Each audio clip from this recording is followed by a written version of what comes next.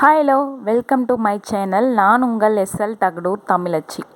இன்னைக்கு பார்க்க போகிற கதை நன்றி கெட்டத்தனம் மற்றும் பேராசைக்கான தண்டனை. இந்த கதையை தான் ஒரு கிராமத்து பாணியில் பார்க்க போகிறோம். வாங்க கதைக்குள்ளே போகலாம். அதுக்கு முன்னாடி இந்த சேனலை சப்ஸ்கிரைப் பண்ணாதவங்க சப்ஸ்கிரைப் பண்ணிவிட்டு இந்த கதையை கேளுங்க. ஒரு லைக்கும் போடுங்க, சரிங்களா? வாங்க கதைக்குள்ளே போகலாங்களா? ஒரு பெரிய கிராமம். அந்த கிராமத்தில் மாணிக்கம் அப்படின்னு ஒரு ஏழை விவசாயி வாழ்ந்துட்டு வர்றாரு. அவர் அந்த ஊர்லேயே மிகவும் செல்வந்தராக இருந்த சேதுபதி அப்படின்னு ஒரு பண்ணையார்கிட்ட வேலை பார்த்துட்ருக்காரு. மிகவும் விசுவாசியான ஒரு விவசாயி அவர். அவர் நிலங்களில் இவர் தான் விவசாயம் செஞ்சுக்கிட்டு இருக்காரு. ஒரு நாள் என்ன ஆகுதுன்னா, அதாவது பண்ணையார் வீட்டில் திடீர்னு பெரிய ஆபத்து வர நேருது. என்ன அப்படின்னா, அவங்க வீட்டில் இருந்த தங்க நகைகள் மற்றும் பத்திரங்கள் எல்லாம் என்ன ஆகுதுன்னா காணாமல் போயிடுது. எங்கே இருக்குது அப்படின்னு தெரியாமல் வீடு முழுக்க தேடிட்டு இருக்காங்க பண்ணையார். அப்பொழுது மாணிக்கம் கொஞ்சம் கூட பயப்படாமல் விஸ்வாசத்தோடு தன் உயிரை பணைய வச்சு அந்த ஆவணங்களை கண்டுபிடிச்சு கொடுக்குறாரு. உடனே அந்த மாணிக்கத்திற்கு பண்ணையார் சொல்கிறாரு, ஊர் மத்தியில் எல்லாரையும் அழைத்து, மாணிக்கம், உனக்கு என்ன பிரச்சனைகள் இருந்தாலும் மறக்காமல் என்கிட்ட வா.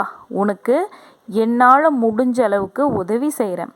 நான் உனக்கு எப்போவும் நன்றி கடன் பட்டவனாக இருப்பேன் அப்படின்னு சொல்லிட்டு பண்ணையார் சொல்கிறாரு.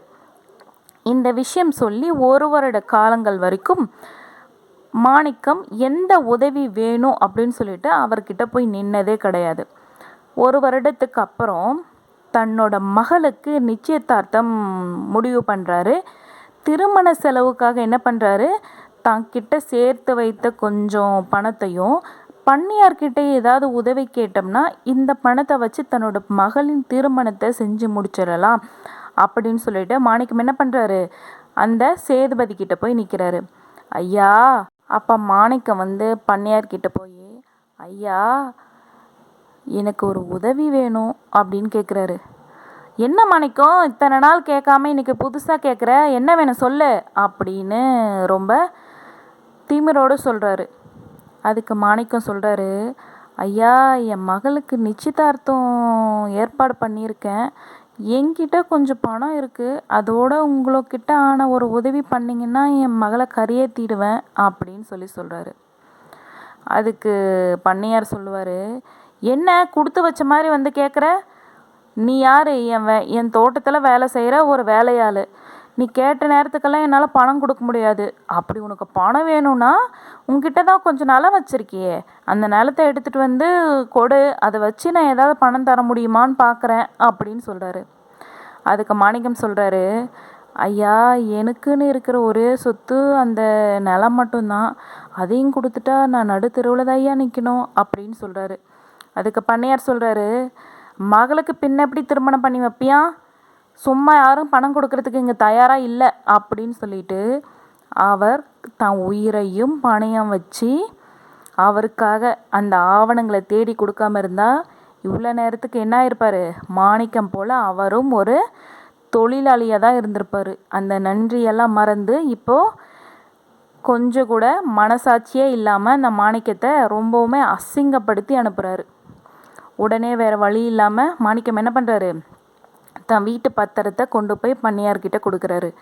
அவர் நியாயமான விலை கூட கொடுக்காம அடிமாட்டு விலைக்கு அந்த நிலத்தை கேட்குறாரு.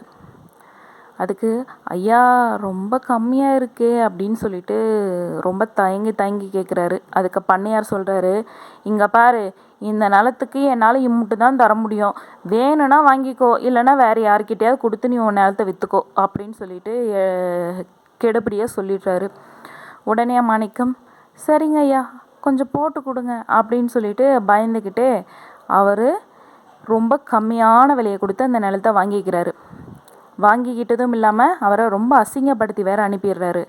உடனே மாணிக்கம் ரொம்ப மன உளைச்சலுக்கு ஆளாகிறாரு. ஏன்னா அவர் கொடுத்த பணம் அவரோட பொண்ணோட கல்யாணத்திற்கு சரியானதாக இல்லை. இன்னும் பணம் தேவைப்படுது. அப்போது ரொம்ப கஷ்டப்படுறாரு.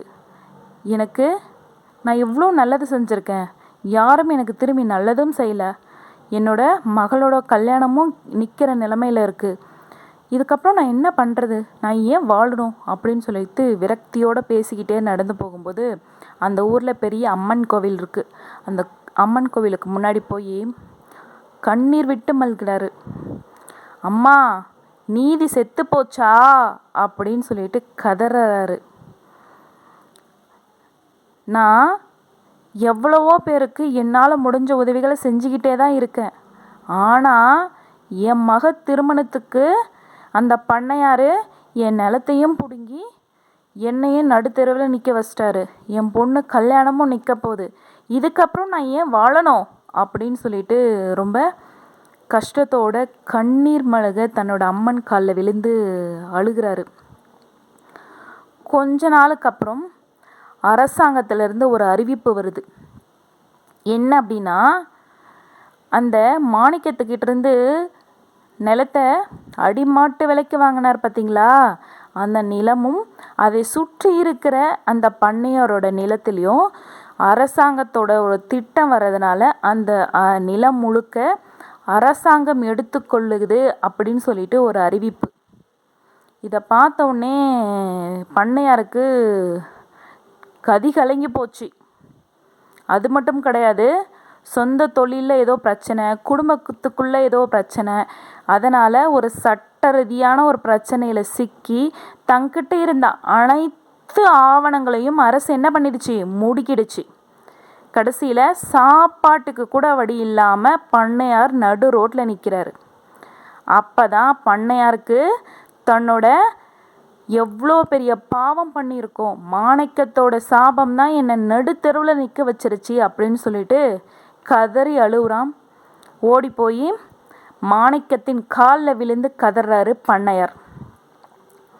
அப்போ தான் மாணிக்கத்திற்கும் புரிஞ்சுது, பண்ணையாருக்கும் புரிஞ்சுது, பணம்ன்றது வரும் போகும், தான தர்மம் மட்டுமே தலை காக்கும் அப்படின்னு பண்ணையார் முழுமையாக உணர்ந்து மாணிக்கத்தின் மன்னிப்பு கிடைச்சா மட்டும்தான் என் வாழ்க்கையில் நான் செய்த பாவங்கள் எல்லாம் தீரும்னு சொல்லிட்டு கண்ணீர் மல்க அழுகிறாரு பண்ணையார். இதோட இந்த கதையும் முடியுது. நம்ம நிறைய பேர் என்ன பண்ணுறோம் தெரியுங்களா, ஒரு உதவியை செய்யும்போது அந்த இடத்துல என் உயிரை வேணும்னாலும் நான் தரேன் அப்படின்னு சொல்லிட்டு ரொம்ப உணர்ச்சி பூர்வமாக பேசுவாங்க. ஆனால் நாட்கள் கடக்க கடக்க கடக்க என்னாகும், அந்த நன்றி உணர்ச்சி எல்லாம் மறந்து அவங்களுக்கே அநியாயம் செய்யும் நபர்கள் இன்னும் வாழ்ந்துக்கிட்டு தான் இருக்காங்க. அவங்களுக்கெல்லாம் இந்த கதை ஒரு பாடமாக இருக்கும்ன்ற ஒரு நம்பிக்கையோடு இந்த கதையை நான் முடிச்சுக்கிறேன். நன்றி, வணக்கம்.